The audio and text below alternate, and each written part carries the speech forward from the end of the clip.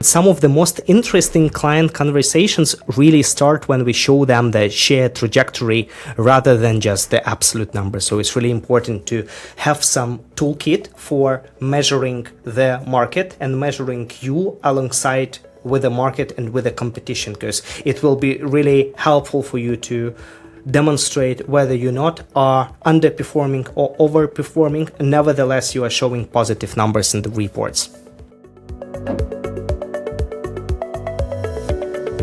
Hello, and thank you for joining us for another episode of Connected. Today, we're talking to Max Tesla from Blask, the one-stop shop for competitive intelligence in the iGaming industry. Really interesting product, really interesting founder.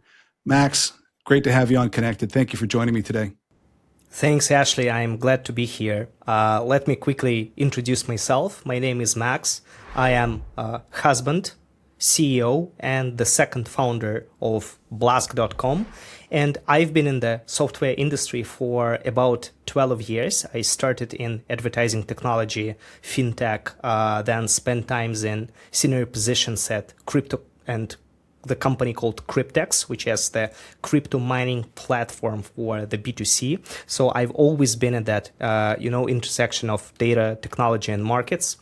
Blask, we started in 2022 together with my co-founder, Dima Bilyanin, and the thesis was simple that iGaming is a $100 billion industry that makes decisions like it's 2005, and we thought that that's a problem worth solving. And 3 years in, I think we were right.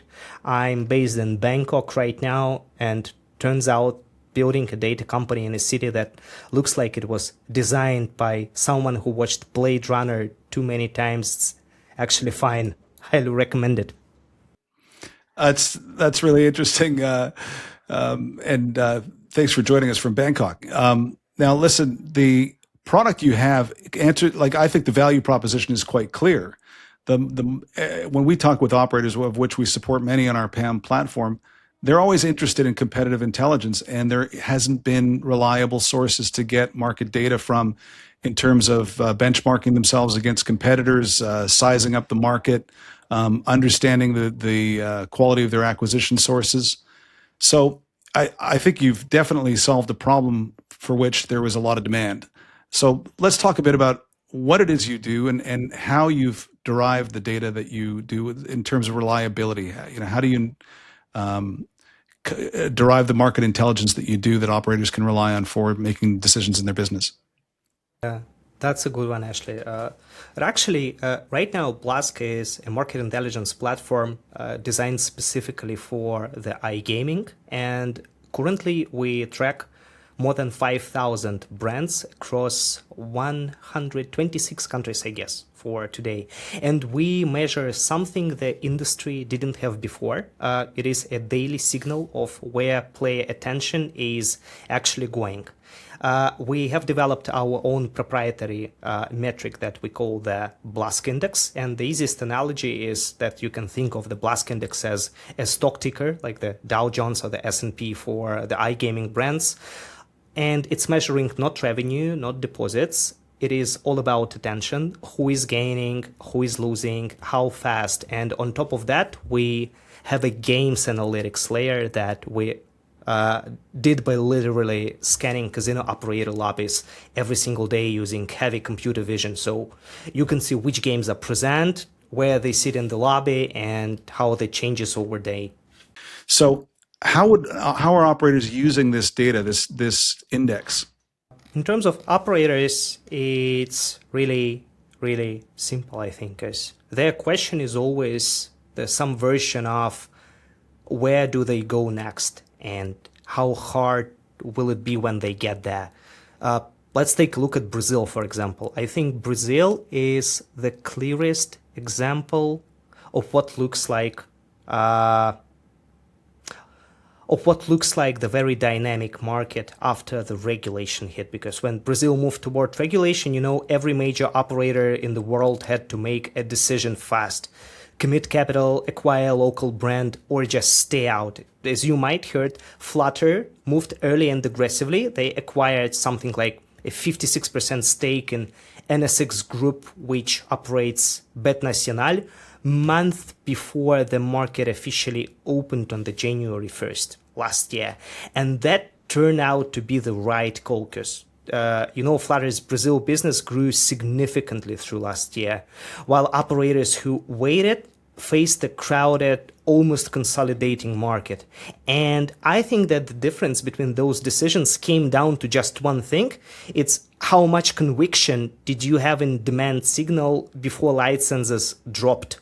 That's precisely what Blask and Blask Index answer. It's not like, should we enter Brazil as a hypothetical, but like, here is the size of the audience. Here is which brands are already capturing attention. Here is how saturated the market is actually right now. How frequently updated is the data? Is it daily update? Is it real time? How is it compiled?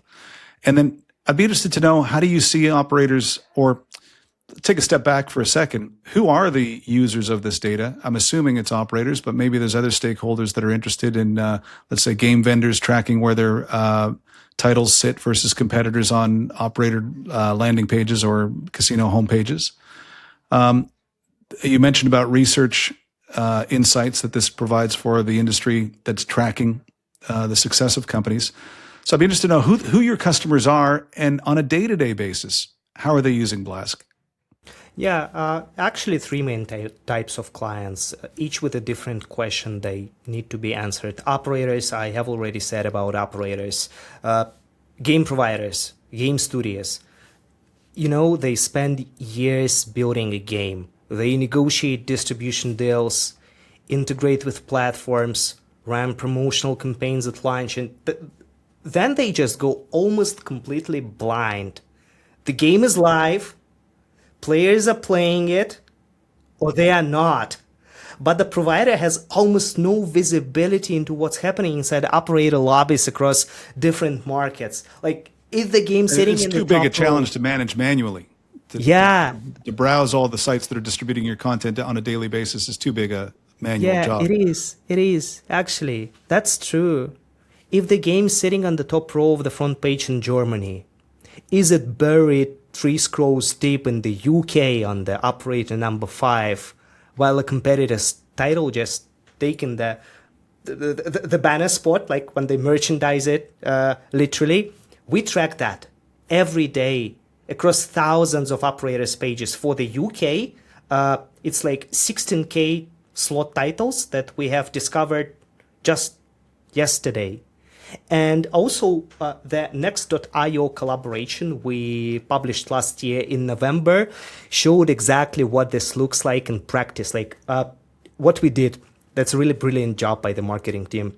They mapped 90 days of game visibility across Europe's top 5 markets, tracking how Halloween-themed titles spiked and collapsed, and which evergreen mechanics held position through the whole cycle regardless of seasonal noise. That's the kind of intelligence that really changes how a studio pitches its next title to a distributor. And I think it's how it should be made. I'll be happy sharing the link with you.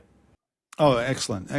And that's what everybody wants, right? They want to take decisions based upon reliable intel, whether that's a game provider, an operator.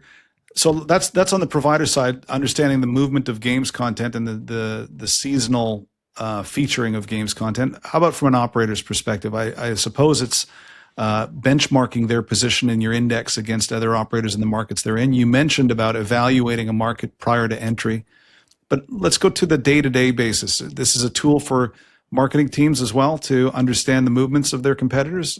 Talk to me about how it can be used inside of a business, an operator business, on a day-to-day basis. Yeah, indeed. Let me just show you and demonstrate this on the screen. I have it right now. Let's open UK, for example. We have 333 brands tracked right now. We have the regulatory status. You can see whether betting and casino is regulated or not. You can see all of the all of the country data based on the population, society, economy, the GDP growth dynamics. Then you have the Blask index over here. It's like on the day-to-day, it says easy because like you can see the chart. The chart is quite a dumb thing without explanation. We do some data science on the back end here, and we have it just dissected into 3 components: the rise, the fall, and sometimes there is the flat We can see it in Kuwait, for example. I think yesterday I was observing Kuwait, and in Kuwait there was the flat thing here. I know, not here. Maybe another market. But let's go back to the UK. We have the flat. It's not as easily found here because market typically they rally, they're bullish, they're bearish. Right now we see in the UK that it's in the red zone. It is falling. It is like minus 16.23. But if we'll just click here, on the day-to-day basis, you can see the whys behind, like UKGC new bonus rules took effect on January with a 10x wagering cap and ban of mixed product incentives. You can see the event table of all of these drivers divided into 4 categories: regulatory, macroeconomics, casino-led, sports-led, all of this, and all of this seasonality that can show you like when to market, when to launch campaigns. And you can actually just go into the 1 week view with the hour over hour Blask index, and you can see the impact of the football match that happened recently, and see the share of every operator who is presented there changing over time, so you can react accordingly. It is the brand's accumulated power. It is the metric that is distilled from the share of search, and think of it as the user demand that we are tracking on the day over day, hour over hour, and month over month basis, depending on the size of the operator's footprint. If it's the operator that appeared a couple of weeks ago and we've spotted it, well, there won't be hour over hour data because it's just too young for have this data on the open sources on Google, for example. But if it's a well-established operator like the Bet365, we can go deep down into the hour over hour, and just if there is a Premier League match that's happening Saturday to Sunday, you can actually take a look what operators drove more user attention and capitalized more on the user attention in that specific market, like that level of detail. So Blask Index does not exist in vacuum, you know. It's the compound, just like the Dow Jones is nothing without the blue chips. The Dow Jones is a compound index. So that the Blask Index it's the sum of user interest across time for every single operator that we track on the market. So the market is represented. And of the data points or operators that you're tracking in the Blask Index, can I filter the ones that are most interesting for me to track that I think are the companies I'm truly competing with, and filter out the ones that maybe are just noise? Yeah, it's that easy. Actually, I really love this question, because if you are on the top 5, it's quite easy for you to understand who is in the top 5, or even who is the top 10, because everybody knows the top 10. But if we are speaking about Brazil, for example, I really love this market. Let's take a look at Brazil last year by month, and take a look at the top of the operators here. We can see Betano, the position number 1. Everybody is sorted descending by the brand's accumulated power, the BAP. But what about if you are number 83? If you are number 84, you can just pick your closest neighbors here and just scroll down to the chart, turn this down, and just see how you progress over those. And you can actually compare yourself being number 62 with the closest competitors you have. You can see games, you can see your ranking, you can see the change of the position in games. So it's exactly the thing we build this for, because if you're at position number 62, it is really hard to understand what metric you have to use to actually build this top list. But it's quite easily, and it's quite affordable for everybody to do this sorts of analytics just in a couple of clicks. I'd like to dig a little bit deeper, though, on what do you think are the types of decisions that users of the Blask intelligence platform take as a result of the information derived from your platform? Yeah, it can start that easy with just deciding what games to put in the lobby, and then let's just let's just fuel this up to the top-notch level of complexity investors and merchant acquisition teams, because everybody can be a Blask user and everybody will find this contribution or somehow. Just let me show you and demonstrate that diversity. Like, you are the CEO. I am the CEO. We know how to build business. And when it comes to negotiations and when the deal is on the table, the seller always has a revenue story. The question is whether the market supports it. Like Flutter, for example, buying Boyd's remaining 5% stake in FanDuel in July last year. Something like 1.76 billion US dollars implied a $31 billion valuation for FanDuel. That's like huge numbers, immense numbers. But every number in that conversation, the market size, the brand's position, the trajectory, it had to be stress tested against something external. That's what our competitive earnings baseline does, because we do mathematical modeling of the brand's potential in potential revenue we assume it should be generating over the market. It derives a revenue benchmark from market observable demand signals, and it's independent. What anyone tells you in the data room, in your data science department, it's, when the seller is claimed numbers that are 4 times the competitive earnings baseline you can observe through Blask, that gaps need explaining. It does not mean that they're lying, but it means you are just having the right conversation. I like that you highlight that point, because it doesn't mean that they're lying, as you say, but it's another data point to give you the confidence or the curiosity to dig a little deeper on that point. I think of it as of the question that no matter where you work, whether it's like the gambling operator or you are Procter & Gamble, we grew 15% last month. This like, wow, great. That sentence means almost nothing without context. Because if your market grew 30% in the same period, you just lost ground while putting up a number that looks like progress. It's green and you can show it to your investors, to the board. And we got the year-end report that we published somewhere, showing exactly that dynamic. Because some of the brands posted absolute growth while their share of total market attention contracted. Like they were being outspaced by the market they were supposedly thriving in. And the brands that caught this early changed their acquisition strategy. Like this really small puzzle.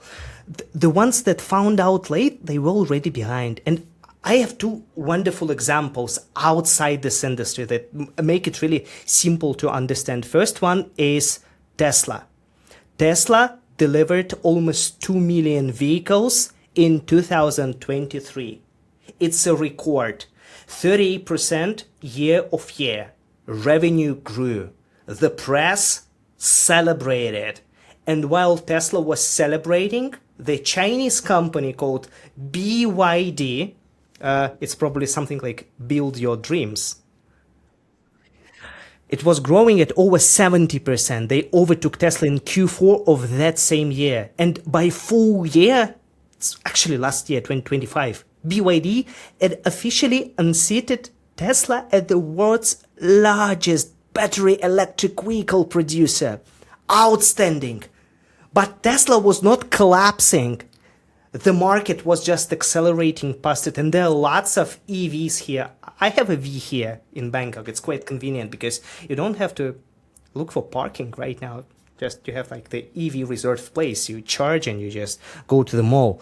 But yeah, well, literally in the inside, in numbers, in Tesla's own reports, nothing gave no warning that this was happening.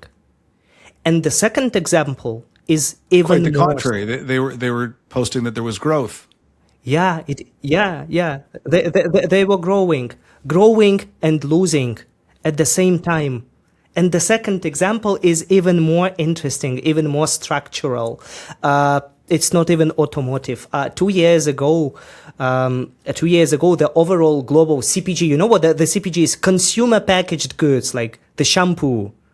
Market grew 8%. The top 11 global CPG companies, like the Nestlé's and Unilevers of the world, averaged 4% of growth, like 8% market growth, 4% companies growth. So newcomers entered the market and took market growth share away from those companies. That's an interesting thing. Yeah. Half the rate of the market they supposedly dominated.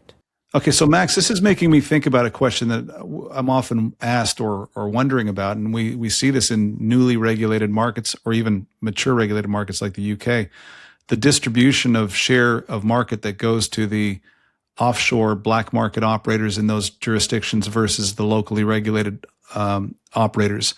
Do you have any way of offering any insight into that or sizing up what share of the market falls to the regulated operators versus the remote operators that still service a locally regulated market? Yeah, I can just show it. Brazil is a great example. Brazil, Brazil, I can actually just click this blue button, compare local to international. Local, it's onshore, brands that hold the local license issued by the local regulator. You can actually take a look here, like the number of license, expiration date, all of this we cross-validate with the real world facts. And you can actually take a look at the old time. That's quite a good, like you can see the time that regulation hit. Offshore collapsed. International collapsed here. Another thing quite interesting here is Germany.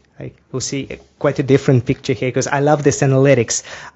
1 year to all time. Here we can see the local Blask index. Blask index is user interest. International offshore Blask index, also user interest, like the brands here, someone appearing here, someone holding steady, someone just declining a little bit. And then we can see that here, offshore is almost dominating here. We can see at some points, we can see the deviation range, whether we assume that offshore might be even bigger than the offshore part of the sector. And you can compare this brand by brand over here. You can see all of these operators. And what is the date range where you're seeing that flipping of the offshore competitor or competitors taking market away from the locally regulated operators? Here is April 2025. Then something started from April, then it declined back to the dominance of the local thing in terms of user interest from September, April to September. So it's quite an interesting thing because if we'll turn this off and if we'll switch to the monthly April, you said, yeah, what happened in April? In April, February, January, March, April, we can see the decline here, a huge decline, a falling trend. April 1st, 2025 to February 1st, 2026. Germany's iGaming attention declined due to front-loaded sports events and advertising frictions. You can actually see this market explanation thing, like the Federal Administrative Court ruling affected IP blocking capabilities, Google Ads policy, update affected gambling promotions, DFB, Pokal. Final in Berlin stood betting interest, like macroeconomics, regulator. You can see all of these drivers here, like That's really interesting. This is a topic in every regulated market, and a conversation that those that have licenses are constantly having with the regulator is not just the policing of their businesses' adherence to the regulation, but what is being done to protect the market that they've invested in servicing. Sure, just take a look at Brazil. They almost eliminated demand to the offshore here because they are quite young in building this. They learned a lot from Europe. They learned a lot from like real studies based on other countries doing regulation, and they just did it really great. They protect the players. I had a really wonderful interview with Ricardo Rosada, the one who really understands the market much better than me on my Signal and Noise episode. But the thing is, they did it really effectively, and what I think regulators need is just analytical muscle, data muscle, to understand that the market is really dynamic and it's all about people demand. If you ban illegal operators, you cannot ban people. The different picture is in Japan. They actually arrest players. I'm not sure it's a good thing, but somehow it is working there. But it's Well, I guess, really mysterious Max, market for me right now. I think these are questions and challenges that neither you nor I are going to solve. But I think what's interesting about what Blask is doing is it's providing a lens, a measure of what's going on, a view in to the impact, and maybe support some of the decision making around that through having better market intelligence. Exactly. Let's shift gears for a second, Max. I'd like to challenge you a bit. You look at your metrics all day long, I imagine. You produce in partnership with Next. You're producing some statistical data that supports some of their research and their publication. Let's talk about trends. What does your analysis of the market tell you, and what are you seeing happening, and where is the opportunities and where are the threats? Well, three that I think are genuinely underappreciated right now. Let's go. The US is Okay. the market the industry underestimates consistently. And we just released our US report, and our chairman and advisor, Jeffrey Haas, with our CPO, Ilya, are right now in New York on Next IO Summit with that presentation. And we released the report they presented there with a headline that 79.8 billion of CEB for last year, all tracked brands, the total market. And that's 7 times the UK, 7 times the American. It is. And the American Gaming Association just reported 78.7 billions in total commercial gaming revenue, growing 9.2%. It's like the 6th consecutive year of record revenue. And the interesting part isn't the size. It is the structural shift that is happening inside, because 77% of the market is still offshore brands. So let's go back. You just put me onto a thought here. Go back to what you were saying about is growth of a specific operator outpaced by the growth of the market. So in the U.S., we've seen prediction markets as a product emerge. Is that expanding the U.S. market, or is that to what extent is it cannibalizing sports betting revenue? Those are completely a new category. It's not a trend. It's not a replacer. What I think is, what I know from our data is that prediction markets grew like almost 300-ish% last year, January to December. And that is not a rounding error. Kalshi, those reported weekly trading volumes surpassing $1 billion in December. Like that's crazy. Kalshi and Polymarket together hit nearly 10 bill in November trading volumes alone. And Kalshi just doubled its valuation to 11 bill. They raised $1 more billion in a new funding, and DraftKings and FanDuel both launched prediction markets products like in the late 2025. This is a category that is being born in real time, and every operator with a sportsbook definitely need to have a serious position on what it means for their product. Because are you able to get a sense for where prediction markets have had an impact in a market? Is it also growing the market? Is it bringing in a new type of player, or is it cannibalizing the existing market and just taking market share away from what was previously sports betting activity? I think it is different, and I think it is something like the breath of a fresh air for the industry, because it expands the things you can bet on. Okay, and then that was one of three. Give me number 2 of your insights. Yeah, Africa, the fastest growing continent, and I think the industry is not paying enough attention. In what sense? I read the report from PricewaterhouseCoopers, and their data puts South Africa, Nigeria, and Kenya alone at $600 million in gaming revenue 2 years ago.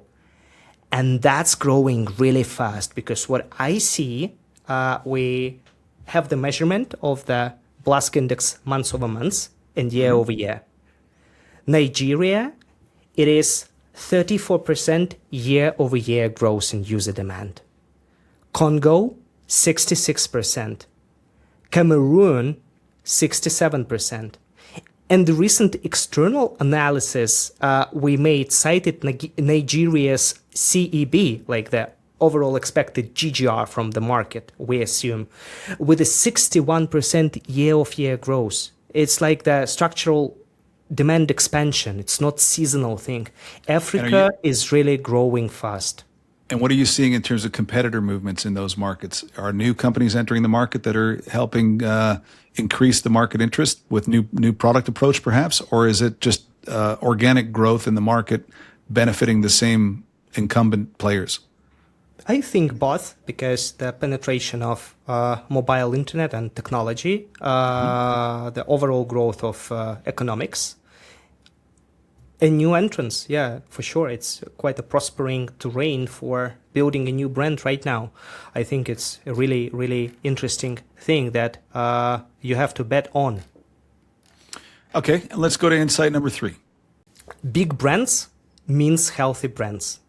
A brand can be number one in the market in absolute terms, and it can be in structural decline. That's what I was saying, because if the market grew 30% and you grew 10%, your brand's accumulated power, your relative market share fell. And that's a significant strategic problems that looks fine in any report that only tracks absolute numbers. And some of the most interesting client conversations really start when we show them the share trajectory rather than just the absolute number. So it's really important to have some toolkit for measuring the market and measuring you alongside with the market and with the competition, because it will be really helpful for you to demonstrate whether you not are underperforming or overperforming. Nevertheless, you are showing positive numbers in the reports. And if you were to take the insights you've been talking about and what you see and draw a line out for the next 12 months, what do you think are the key trends that operators or stakeholders in the industry, whether those are investors or B2B suppliers, what do you think we should be paying attention to? AI agents, first of all. Those will change how intelligence gets consumed everywhere. And the shift coming in iGaming in just the same one that's hitting every other data-intensive industry. It's everywhere. It's an analyst, dashboards, reports, copywriting, and we can actually do the transition from the analyst reads dashboards and writes reports to the swarm of agent that is monitoring everything continuously, flagging what matters and just pushing it directly to proper stakeholders. And I think that it's a really, really important thing right now. Second is prediction markets. I really love prediction markets, and I think that prediction markets will force a product category rethink globally, industry-wide and worldwide. Kalshi trading volume surpassed $1 billion per week. That's crazy. $1 billion. TKFD launched prediction market products, and those platforms operate under CFTC regulation as derivatives exchanges. So it's way different layer. And there are now 20 plus state lawsuits against Kalshi. And this is heading to the Supreme Court. That's quite an interesting thing to look at. And the last one, I think, not the last one, probably, there is one more. The UAE, Emirates, we have to pay attention. It is becoming a real market right now. The brand called Play 971, I guess. Play 971, yeah. They just launched as the first licensed iGaming operator. And, you know, the new civil code coming in force in June, and they remove gambling from general civil law and hands everything to the hands of GCGRA, the regulator actually. That's a market that could move really fast because it's a highly ARPU country, zero license competition until now. And I really look at that market. And the last one, I think the US state by state land grab has a closing window, because commercial revenue hit its numbers like 78 billion, something like this, last year, 6th consecutive record year, and regulated iGaming crossed over $1 trillion in cumulative revenue. But online casino is still only legal in 7 states. It's Michigan, it's New Jersey, Pennsylvania, and 4 others make up like 80% of that 1 trillion, like Pareto perfect thing. And Maine has already moved. Virginia and New York are in progress. And once domestic brands hit 70% plus of a state market, as they have in New Jersey, for example, offshore share does not recover. The operators who are not in the US, yet they are making a timing mistake. They will feel for a decade. It's headwinds. Yeah, exactly. Max, been really interesting talking with you. And if you'd be interested, I'd like to have you on again to look at, periodically what your information is telling you. Your insights are very valuable. I think you've got a unique perspective, but not so unique as only available to you. Your product is available to customers that license access to your data. How does that work? Just in closing, if someone wants to access the insights available through Blask, what does that look like for an operator or a stakeholder? It's that easy. You just go to blask.com and you just click talk to sales, and we'll get in touch within 30 minutes. So it's that easy. We can do a demo and everybody is welcome. We have lots and lots of operators on board, lots and lots of suppliers, hedge funds who are interested in the gaming. So data is accessible, data is real time, and it's worth for 1 year less than just one night in Las Vegas. So I'll be happy to just do a personal demo to I think anybody one interested. night in Las Vegas has got a very wide range of what that could cost, depending upon what you get up to and who you're with. We also have the pay as you go thing. So you can just start really small with something like $300, $400 per month for the tier 3 geo, and then just grow really big if you are entering new markets, for example, or are interested in a wider analytics. So it's just this thing in terms of the subscriptions product. We have the app, the Blask app.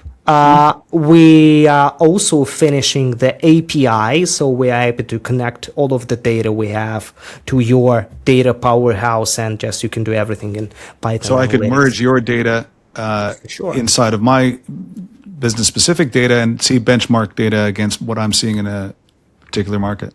Yeah, and really cool, last really good but not idea. the least is that it's not just about the product. I think that we built a really brilliant team of talented people, talented engineers behind. And if there are any bespoke projects that involve artificial intelligence, machine learning, data science, data scraping, well, it's negotiable. Very interesting. No doubt a talented team. Max, thank you so much for joining me today on Connected. Pleasure talking with you. And we'll see you again soon. Thank you for watching Connected. Cheers.